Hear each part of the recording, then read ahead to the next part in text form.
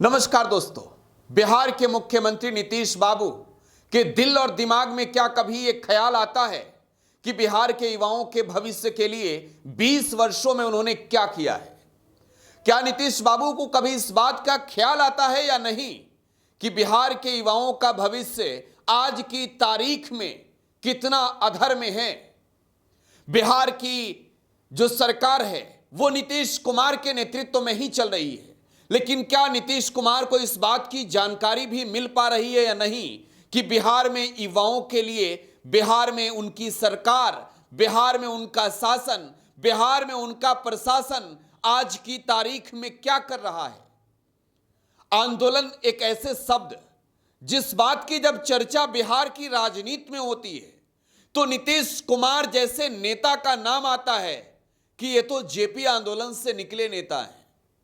लेकिन जब राजधानी पटना में नीतीश कुमार के ही सरकार में उन्हीं के मंत्रालय की पुलिस यानी गृह मंत्रालय की पुलिस बिहार के निहत्थे युवाओं पर न सिर्फ लाठियां बरसाए बल्कि लात से मारे, तो जरा सोचिए कि नीतीश कुमार को अपनी कुर्सी पर बैठने पर लानत महसूस होता है या नहीं? बिहार में मुख्यमंत्री की कुर्सी पर बैठे नीतीश कुमार को कोई इक्का दुक्का महीना नहीं हुआ है। नीतीश बाबू राज्य के मुख्यमंत्री की कुर्सी पर बैठे बैठे आपको 20 साल हो गया है। लेकिन जरा सोचिए कि जिस तरीके की आंदोलन बिहार ने देखे हैं, जिस तरीके के आंदोलन खुद मुख्यमंत्री नीतीश कुमार भी गवा रहे हैं, अगर उनकी सरकार बिहार में अपने हक, अपने आवाज को बुलंद करने की कोशिश कर रहे युवाओं पर लाठियां ही नहीं चलाए बल्कि पुलिस उनकी लात से मारे, तो क्या कहेंगे? अरे नीतीश कुमार को बिहार के युवाओं की फिक्र है या नहीं, यही कहेंगे ना। बिहार के युवाओं की ऐसी दुर्दशा नीतीश बाबू देख पा रहे हैं या नहीं, यही तो कहेंगे ना।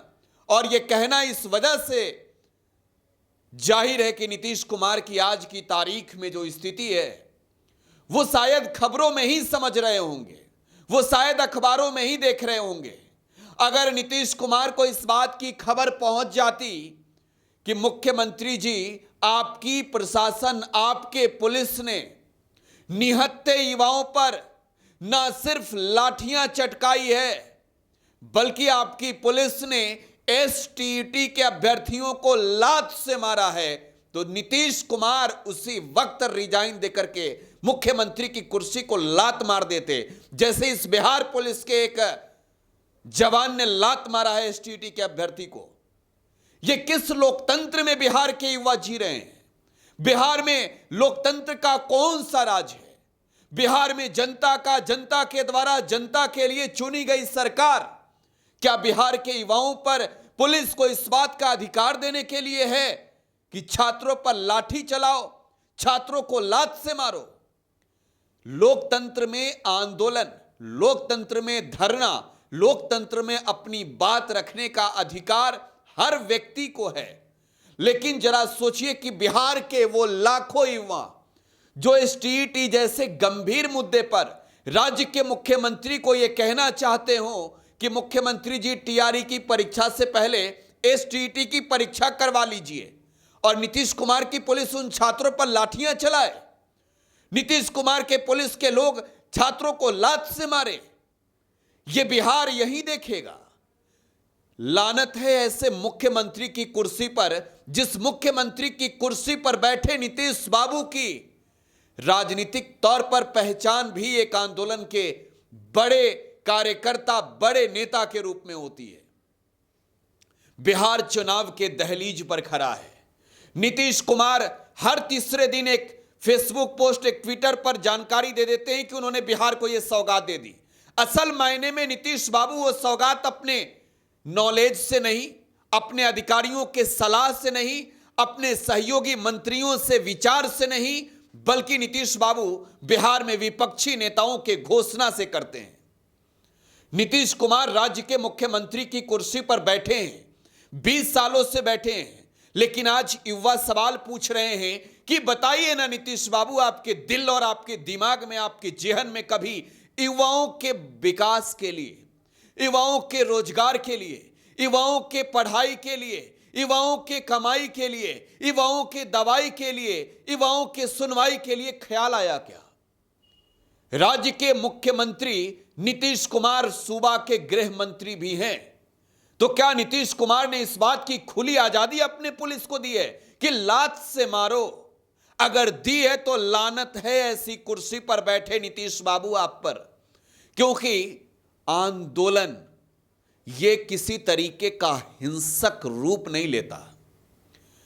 आंदोलन अपने हक, अपने हिसाब, अपने वाजिब अधिकार के लिए होता है। इस टीईटी के अभ्यर्थी ऐसा नहीं है कि वो राज्य के मुख्यमंत्री के आवास पर चढ़ाई कर रहे थे। इस टीईटी के अभ्यर्थी ऐसा नहीं है कि वो राज्य के मुख्यमंत्री के घर को चारों तरफ से घेर रहे थे। ऐसा नहीं है कि बिहार विधानसभा के अंदर घुसकर अराजकता फैला रहे थे।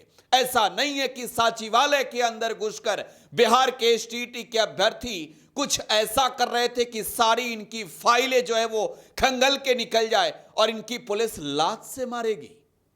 बिहार के युवा आखिर जरा सोचिए, बिहार के नीतीश बाबू की पुलिस से लात खाने के लिए बिहार में अपने हक की बात करना क्या गुनाह है? यह टीईटी कोई पहला मौका नहीं है जब नीतीश कुमार की पुलिस ने अत्याचार किए हो।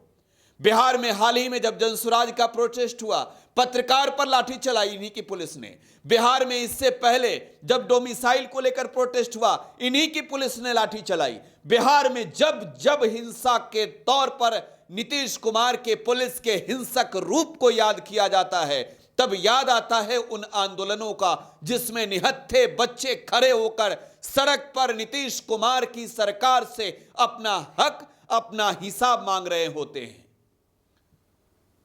बिहार के मुख्यमंत्री की कुर्सी पर बैठे नीतीश कुमार, जरा इस तस्वीर को देखिए।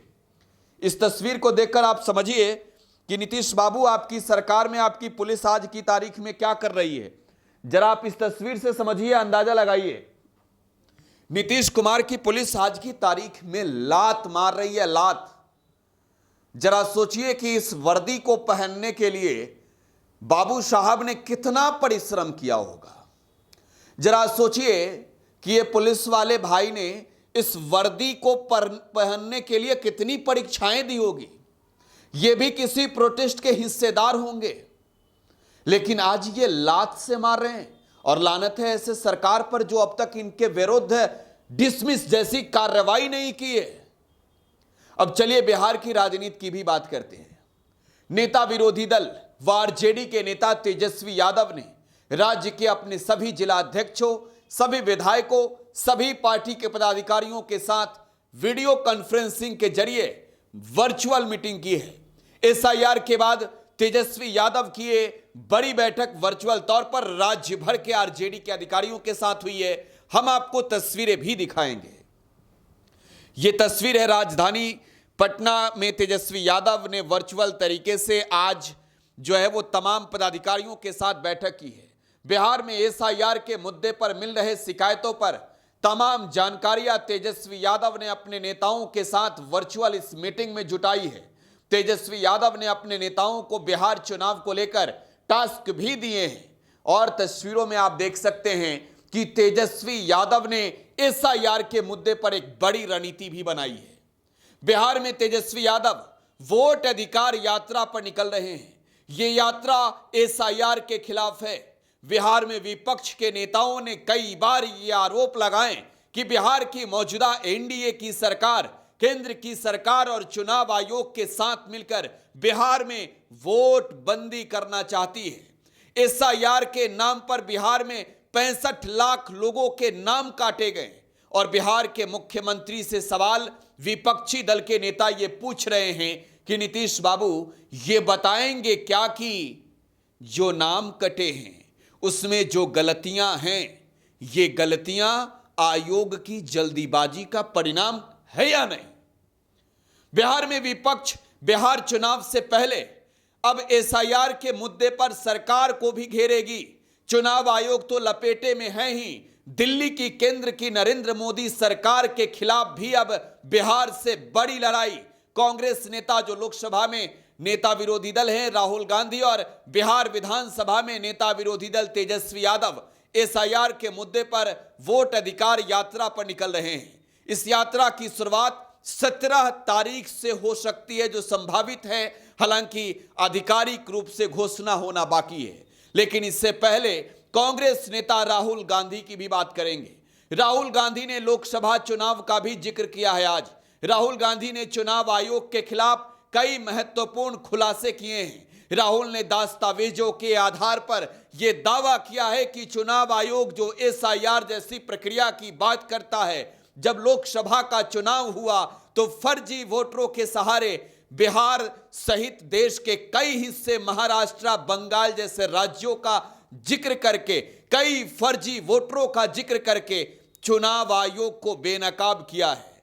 राहुल गांधी एसआईआर के मुद्दे पर ही बिहार से अब बड़ी लड़ाई लड़ेंगे। स्पेशल रिपोर्ट में बस इतना ही। फिलहाल आप टुडे बिहार न्यूज के साथ बने रहें। धन्यवाद।